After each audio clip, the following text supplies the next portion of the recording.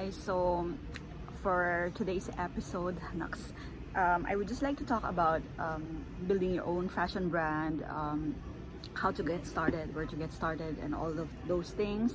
My name is Maris. I teach fashion design courses in my website, Sewbibicheparis.com, and also I offer lessons through Super Prof, wherein I teach entrepreneurs or fashion design students how to start with their own brand, or maybe catch up with a few things that they had in school for that. Anyway, so for today's topic, my experience in this is that I had my own ready-to-wear line when I was in my mid-20s, and I called it Shays. And then I also started a children's wear brand called Sewbibiche, but I haven't really made it into full production. So these are just some of my thoughts about this topic, and also because I've taught in a fashion school for 8 years, and I know what students are going through after they graduate, or maybe even during school, like, oh my god, what will I do, how will I make a brand? My parents spent so much money for fashion school, which is also my feeling back then, like I really need to accomplish something after this, so I want to help you out. Anyway, this is just gonna be a short video, but I hope it's helpful. So let me things 5 things that I can think of.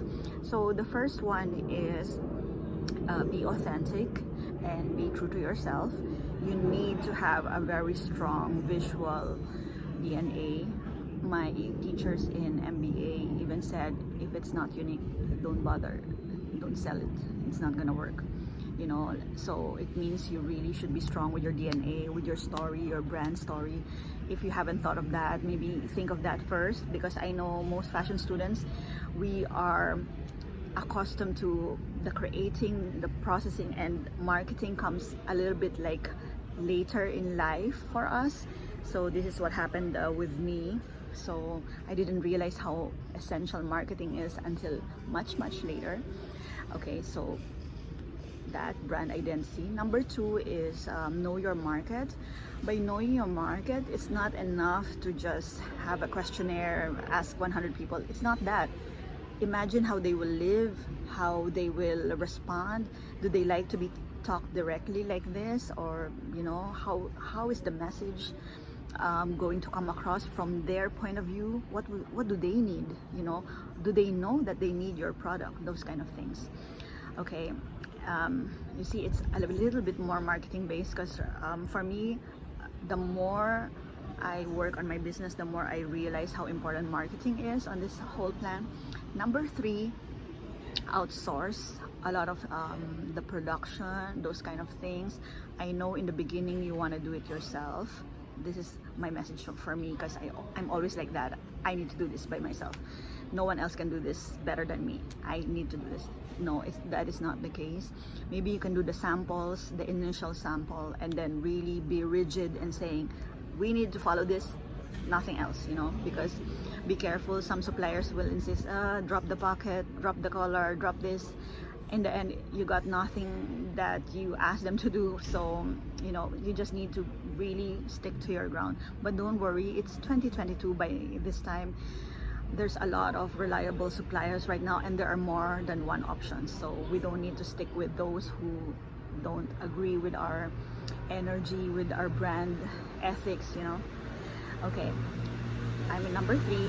Then in number 4 is test and test. So a lot of people, they like to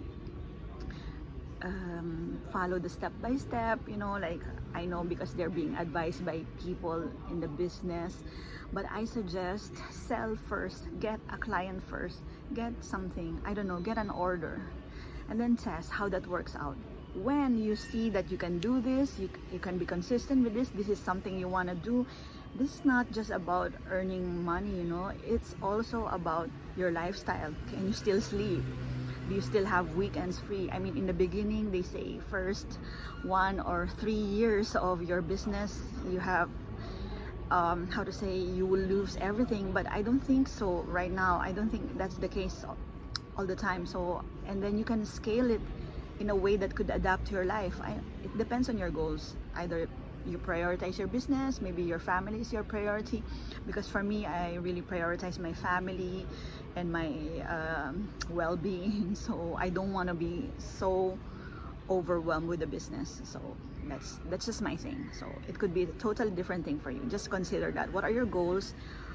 Is this the kind of life you want? How does this align with your business goals? That kind of thing. There's gotta be a balance. Okay, and the fifth one is do something you enjoy, you are proud of, and don't listen to other people's opinion, because some people, they just find it easy to criticize, but ask them to start anything, they cannot do anything, you know. And most of the time they just say it to be able to just say for the sake of it, but they don't know anything.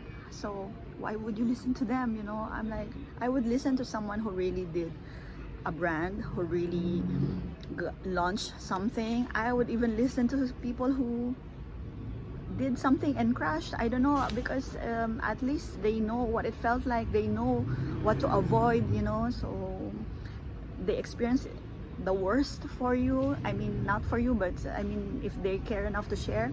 Also read, I mean, as Tony Robbins said, success leaves a clue. So normally successful people, they write it down in their blogs, their interviews, or in their books. So I would suggest.